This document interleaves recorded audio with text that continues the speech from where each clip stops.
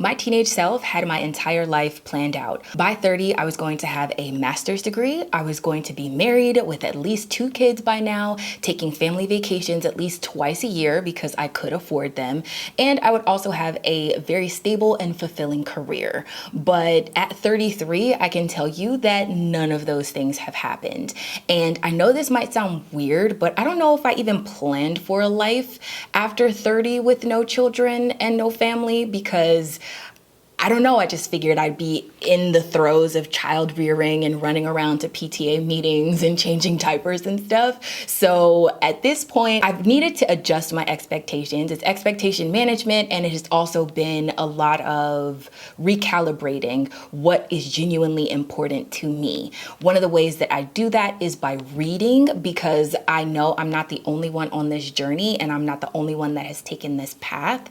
So as a 33-year-old single, never married, no kids entrepreneur, I just wanted to share some suggestions that I have with you guys of books that I think have really helped facilitate my healing, set up boundaries, and also just made me a better person, a more authentic relationship with myself. Because even if I got all of those things that I wanted in the beginning, I don't know if I would have been able to genuinely handle it. I think I'm actually kind of glad that they didn't happen. I know it might sound weird to say that I am glad I didn't really get the life that I dreamed of, or at least that I am not the grand orchestrator of time, because there was a lot of healing that I needed to do before getting those things that I think will help if it ever comes along. But for now, I am still doing the work. If you're interested in personal development, philosophy, psychology, spirituality, all those things, then stay tuned. This book is a guide to managing unhealthy family relationships. It is called Drama Free by Nedra Glover Tawwab, and y'all, this book is life, okay?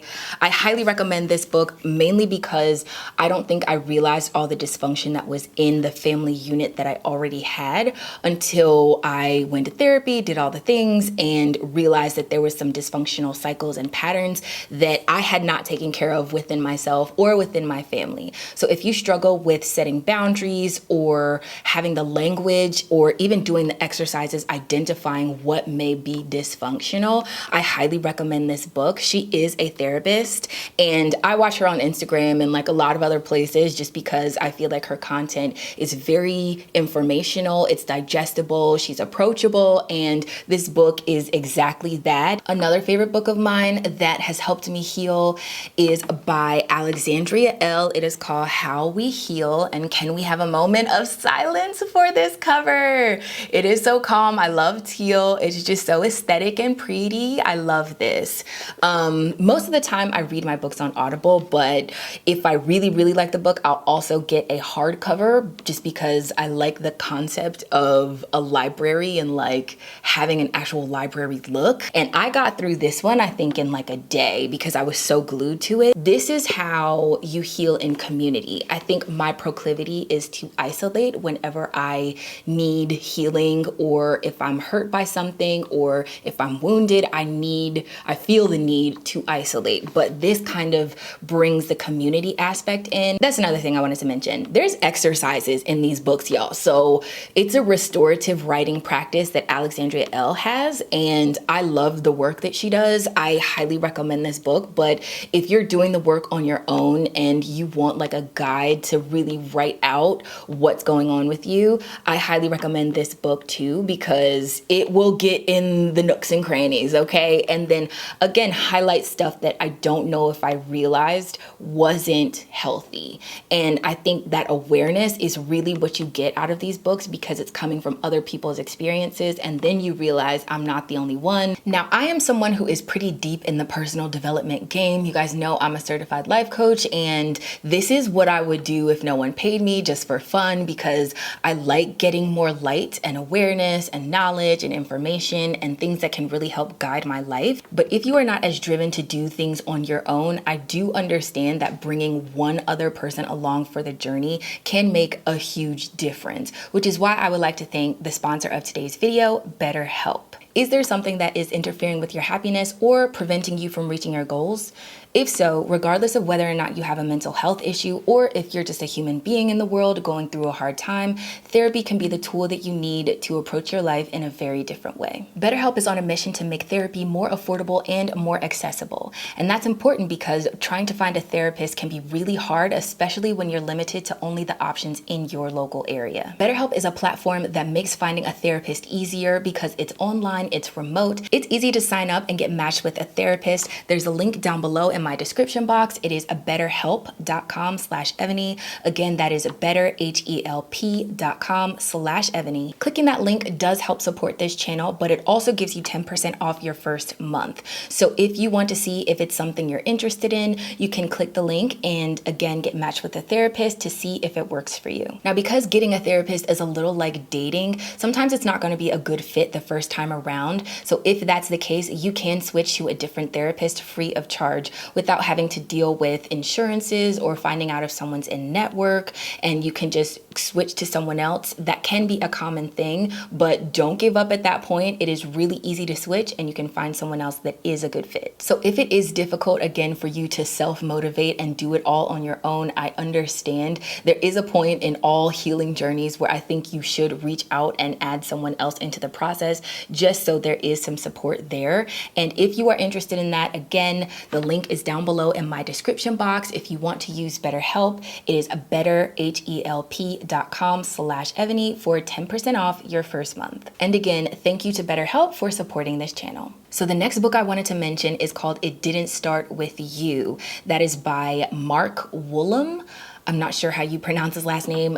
Don't come for me, y'all. Don't come for me. But it is about how inherited family trauma shapes who we are and how to break the cycle. So this was a very interesting read for me because I had heard about epigenetics, the study of inherited family trauma, and I had never really done a deep dive into it. When I did start looking up epigenetics, I was fascinated at how many people had stories of inherited family trauma that literally they were living lives and traumas out in their life that never happened to them. So I found this a fascinating read, mainly because it was very eye-opening. I found this book super enlightening when it came to dealing with trauma in general, that maybe sometimes you're not dealing with just what's going on in your life. Even the timelines line up to be exactly the same, like it happened at 19, it happened at 20, you know, crazy stuff. But highly recommend.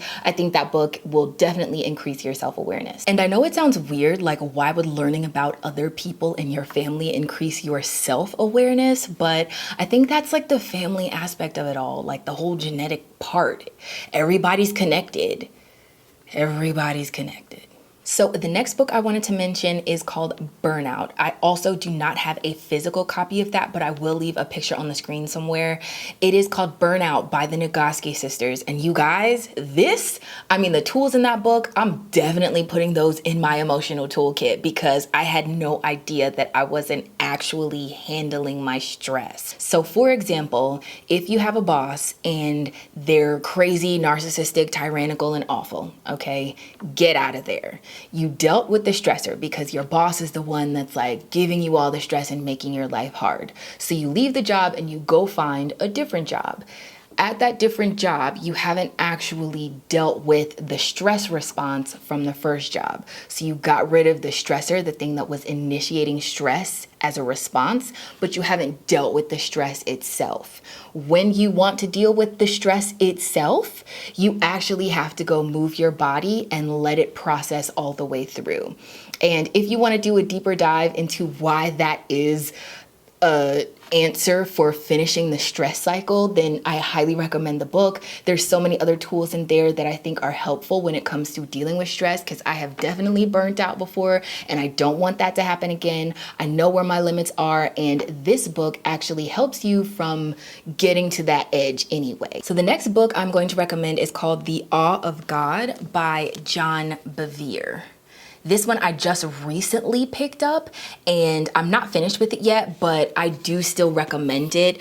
I'm gonna try and get through this within 3 weeks, and I'm about like 8 days in, I want to say. This is really good because it has prompts also in the back of the chapters that kind of help you walk through different scriptures. Now, one of the reasons I picked this book up is because I've recently started listening to the podcast, The Basement with Tim Ross. If you guys don't know who he is, go check him out. I think he might be on hiatus right now on his YouTube channel, but highly recommend his content. This was a book that was recommended because I have been kind of deconstructing my faith lately, not because I feel like there's something inherently wrong with it, but just my experiences growing up in the church and in purity culture and really needing to figure out what the missing pieces were when I was brought up in a certain way. So this, I think, helps fill in some of the blanks. What I've learned from this one so far is that there is the ditch of legalism on one side, then there's the road, and then there's the ditch of lawlessness on the other side. And so staying on the road is actually the goal. You don't want to be so legalistic in the church that you're beating people over the head with scriptures and manipulating it. And you don't also want to be so lawless that you're not standing for anything and you think anything goes, you know? So this has been a faith-filled way to try and navigate staying out of both of those ditches. So I recommend this book.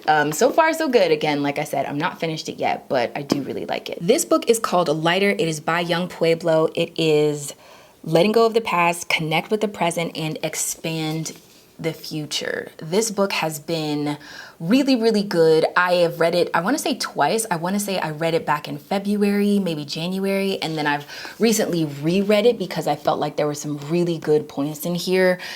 I think I have a proclivity towards holding on to the past, looking back towards the known, and also having more anxiety about the future because I want to plan for it.